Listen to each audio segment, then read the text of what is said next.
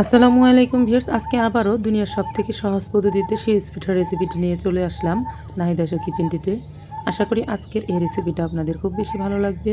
দেরি না করে চলে যাচ্ছি মূল রেসিপিটিতে, আপনারা আমার সাথেই থাকুন।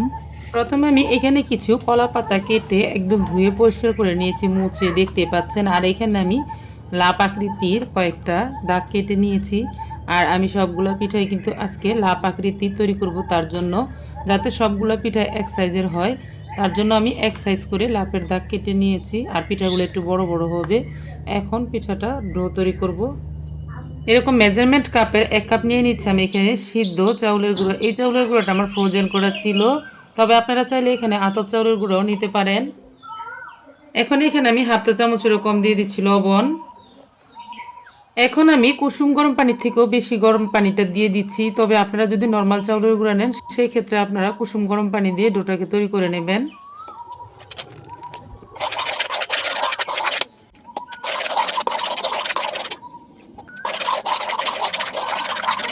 এখন আমি হাত দিয়ে খুব ভালো করে মথে নিচ্ছি, প্রায় 2 মিনিটের মতন করে।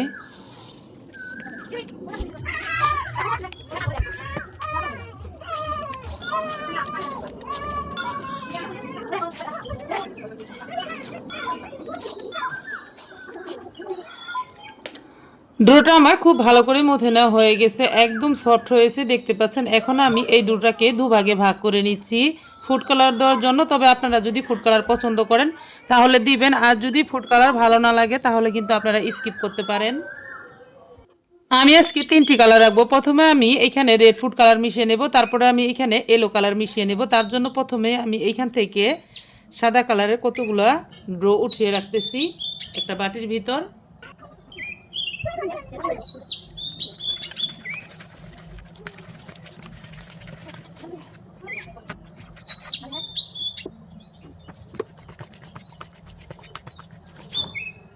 এই তো আমি 3টা কালার রেডি করে নিয়েছি। এই 3টা কালার দিয়ে আজকে লাভ ডিজাইনের পিঠাগুলো তৈরি করব। তার জন্য আমি এখানে 3টা কালারের জন্য 3টা শিরিষ নিয়েছি, আর এই শিরিষের ভিতর কিন্তু ড্রোগুলা ভরে নিচ্ছি।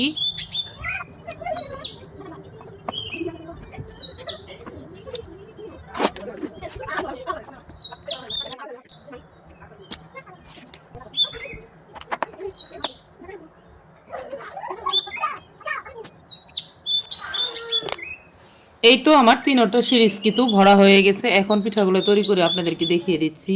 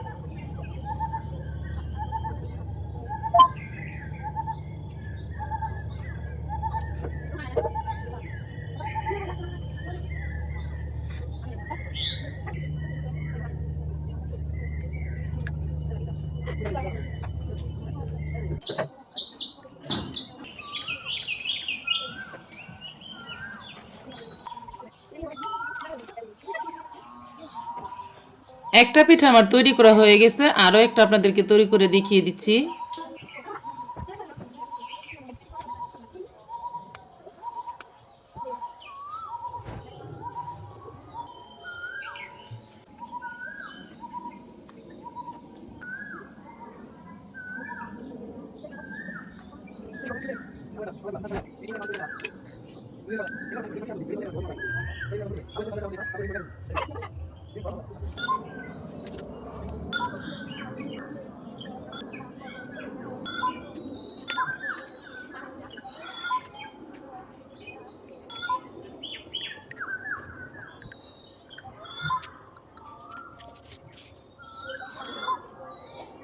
এই তো প্রিয় দর্শক, আমি কিন্তু অনেকগুলো পিঠাই তৈরি করে নিয়েছি। এখন পিঠাগুলো শুধু ভাপ দিয়ে নেব। পিঠাগুলো ভাপ দেওয়ার জন্য আমি আগে থেকে চুলোতে পানি দিয়ে একটা মশারি কাপড় দিয়ে ডিস্কো পাতিলে বেঁধে বলক তুলে নিয়েছি। আর এখন শুধু পিঠাগুলো দিব আর উঠিয়ে নেব। পিঠাগুলো দিয়ে প্রায় 30 সেকেন্ডের মতো রেখে দিলেই কিন্তু সিদ্ধ হয়ে যাবে। এখন আমি প্রায় 30 সেকেন্ডের মতন রেখে দিব ঢাকনা দিয়ে, তারপরে কিন্তু পিঠাগুলো নামিয়ে নেব।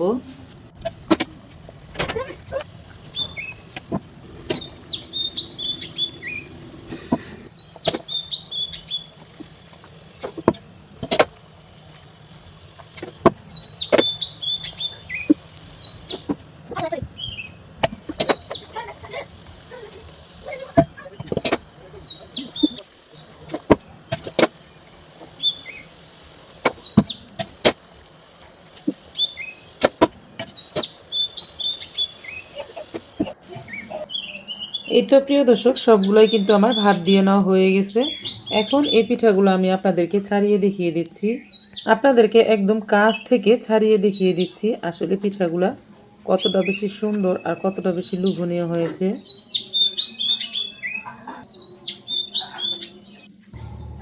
আলতো হাতে টান দিলে কিন্তু পিঠাগুলো উঠে যাবে।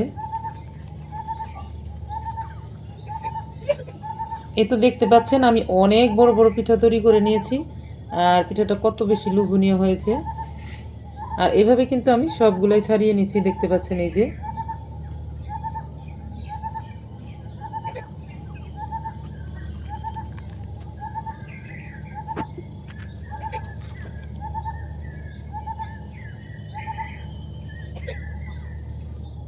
এই তো প্রিয় দর্শক, আমার সবগুলো ছাড়িয়ে নেওয়া হয়ে গেছে। এখন আমি এগুলাকে রোদ্রে শুকিয়ে নিচ্ছি।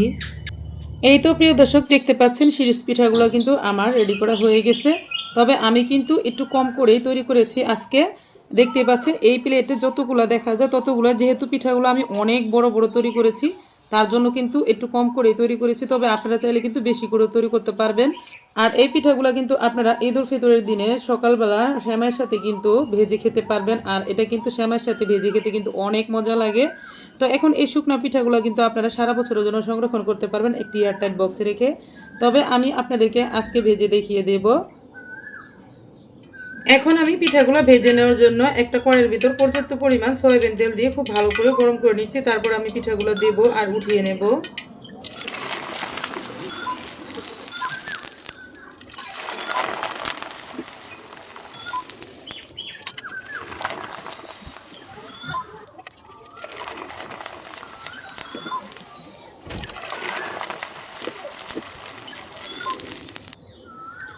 এই তো প্রিয় দর্শক, দেখুন পিঠাগুলো কিন্তু আমার ভেজে নেওয়া হয়ে গেছে। আর ভাজার পরে পিঠাগুলো কতটা ফুলকো ফুলকো হয়েছে আর কত বড় বড় হয়েছে দেখে হয়তো বুঝতে পারতেছেন আপনারা। আর এই পিঠাগুলো কিন্তু তৈরি করা একদম সহজ আর অনেক বেশি ভালো লাগে। আর আমি এরকম ডিজাইনগুলো কিন্তু কমই তৈরি করি, কারণ আমি পাতলা পাতলা পিঠা পছন্দ করি। অনেকে হয়তো মনে করেন যে ঘন পিঠা তৈরি করলে হয়তো ফুলকো ফুলকো হবে না। দেখুন আমি এটাকে কিন্তু অনেক ঘন তৈরি করেছি, তারপরেও কিন্তু পিঠাটা অনেক সুন্দর ফুলে উঠেছে। প্রতিটা পিঠাই কিন্তু আমি এইভাবে তৈরি করেছি। এখানে আমি 4-5টা পিঠা মাত্র ভেজে নিয়েছি, বাকিগুলো আমি সংরক্ষণ করার জন্য রেখে দিয়েছি। এখন এই গরম গরম পিঠাগুলোর উপরে আপনারা চিনি ছিটিয়ে দিয়ে অথবা মিঠা শিরা করে ছিটিয়ে দিয়ে খেতে পারেন, আবার চাইলে কিন্তু এমনিতেও খেতে পারেন। তবে আমি আজকে আর মিঠা শিরা করে দেখাচ্ছি না। এই ভিডিওটি যদি আপনাদের কাছে ভালো লাগে বা আপনার কোনো উপকার আসবে বলে মনে হয় তাহলে কিন্তু ভিডিওটিতে একটি লাইক দিয়ে দিবেন। যারা ফেসবুক থেকে দেখছিলেন তারাও চাইলে কিন্তু ভিডিওটিতে একটি লাইক দিয়ে ভিডিওটি শেয়ার করে দিতে পারেন, যাতে সবাই উপকৃত হতে পারে। তবে আজ এই পর্যন্ত, আরও একদিন চলে আসবো নতুন কোনো পিঠা রেসিপি নিয়ে ইনশাআল্লাহ। ততক্ষণ পর্যন্ত আপনারা সকলে ভালো থাকবেন। সকলকে জানাই অসংখ্য ধন্যবাদ। আল্লাহ হাফেজ।